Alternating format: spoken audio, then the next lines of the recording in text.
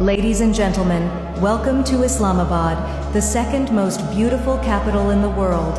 As we soar through the skies, get ready to witness the majestic beauty of Faisal Mosque. From the rolling hills of Margala to the serene Lake View Park, Islamabad seamlessly blends natural splendor with modern. Ladies and gentlemen, welcome to Islamabad, the second most beautiful capital in the world.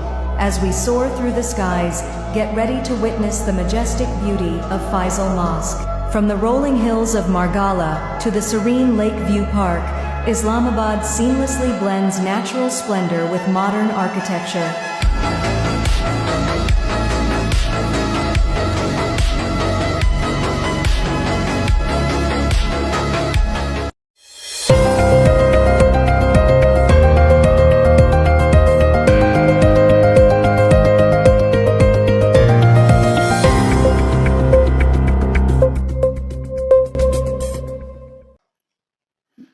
بسم اللہ الرحمن الرحیم۔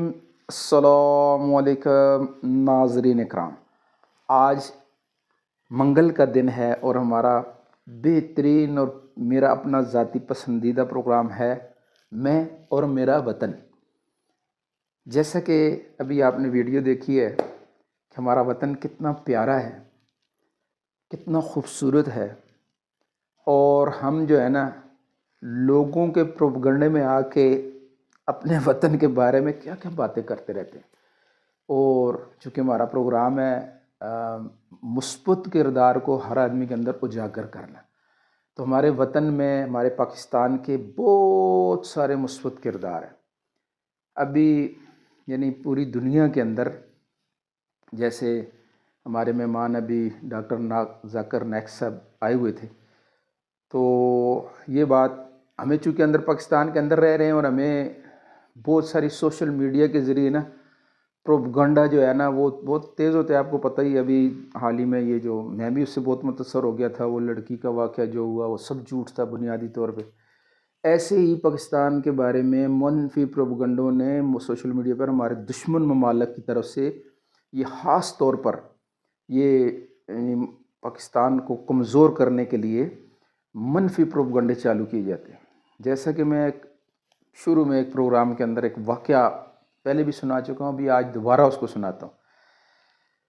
ایک اپنے ہمارے بڑے بھائی جان ہیں، ان کے دوست، یہ آج سے کافی عرصہ پہلے کی بات ہے، وہ کہتے ہیں کہ میں کسی ملک سے آ رہا تھا اور میری ترکی میں استنبول میں ٹرانزٹ فلائٹ تھی، وہاں پہ رک کے دوسری اگلی فلائٹ لینی تھی۔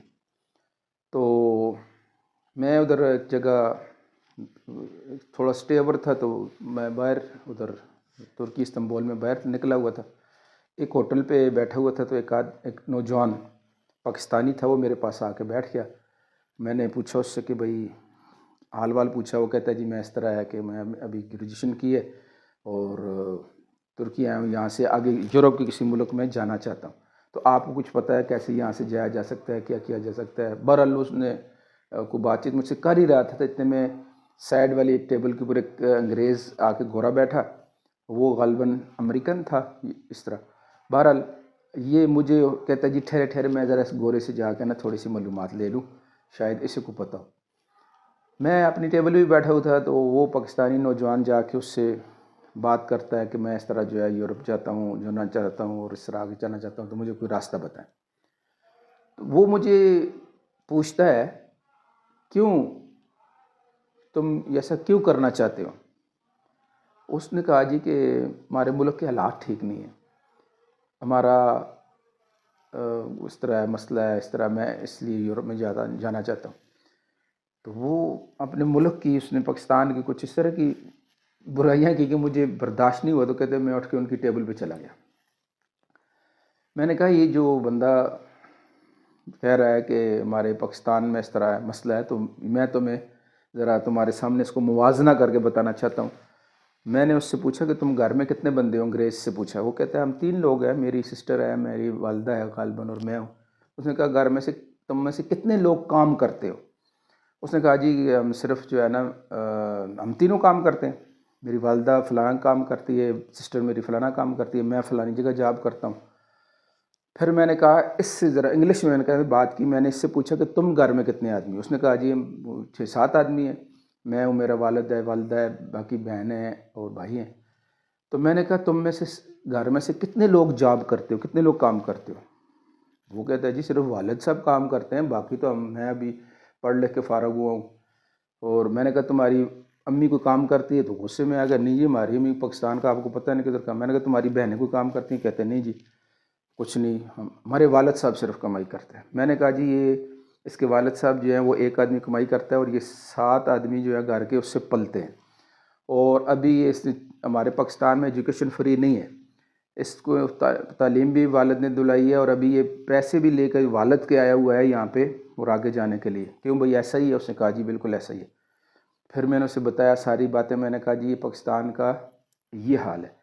وہ انگریز کہنے لگا کہ ہم تو اس کو تصور بھی نہیں کر سکتے یورپ میں, امریکہ میں, کہ بھئی ایک آدمی کمائے اور گھر کے 7 آدمی سے پل جائیں. اور ایسا ملک جہاں پہ اپنی میڈیسن بھی, دوائیں بھی آپ نے خود لینی ہے, تعلیم بھی آپ نے خود حاصل کرنی ہے, یہ چیزیں بھی, ایسا تو ممکن نہیں ہے. ہمارے یہاں تو بہت سارے بینیفٹ گورنمنٹ کی طرف سے بھی ہیں, پھر بھی ہر آدمی جاب کرتا ہے تب جا کے وہ زندگی گزار سکتا ہے. تو پھر میں نے اس نوجوان سے کہا کہ بھئی کو اللہ کے واسطے سوچو کہ کیوں اپنے ملک کو بدنام کرتے ہو.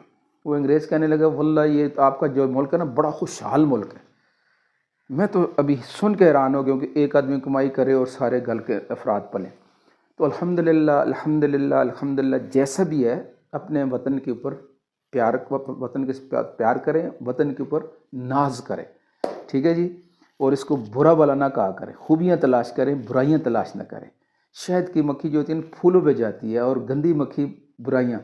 ہمارے الحمدللہ الحمدللہ ہمارے وطن کے اندر بہت زیادہ خوبیاں بھی ہیں, برائیاں بھی ہیں, لیکن ہمیں خوبیاں دیکھنی اور برائیوں کو ختم کرنے کی محنت کرنی ہے. سب کوشش کریں گے انشاءاللہ. کل ہمارا پروگرام ہوگا بدھ والے دن میں اور میرا دین. کل تک کے لیے اجازت.